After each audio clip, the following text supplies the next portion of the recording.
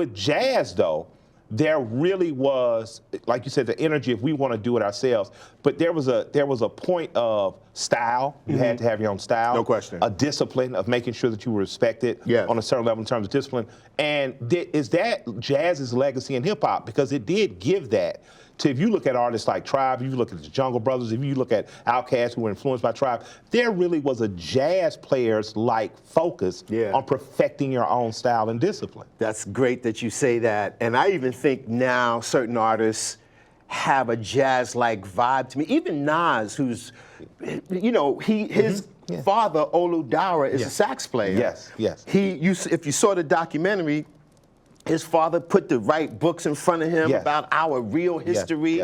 Plus Nas, you know, had those rhythms and that flavor and that street life, and he synthesized it all into these amazing songs and lyrics that he does. I mean, once again, a big influence on me was what these jazz guys and my dad's friends were able to do and other things that they were not able to do. And I was able to, like, you know, figure out a way to move and find an audience that was receptive. So that was the critical thing I did. And the receptive audience that I sought out and then really made serious connections with was the new wave punk rock audience in the downtown art scene. So making graffiti, which I did as a kid, but then I wanted to figure out, when I looked at what pop art was, I was like, wait a minute, we're inspired by cartoons and comic books, the same way Roy Lichtenstein and Andy Warhol are.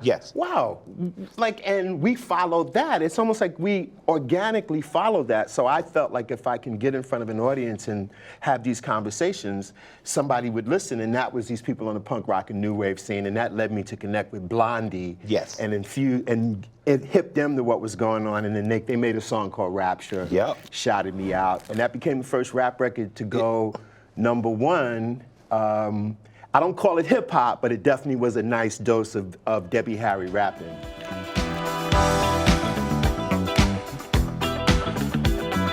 Fab Five Freddy told me everybody slide. DJ spinning, I said my flash is fast, flash is cool. Francois, c'est pas flash ain't no do, and you don't stop. And she put it together in her own way, which was really funny. But once again, it opened doors. And that's when I connected with my running partner back then, Jean-Michel Basquiat. Because he's on that scene trying to figure out how to get in as well. And we both the same age, coming out of different parts of Brooklyn. And he saw what I saw, like these people are receptive and open.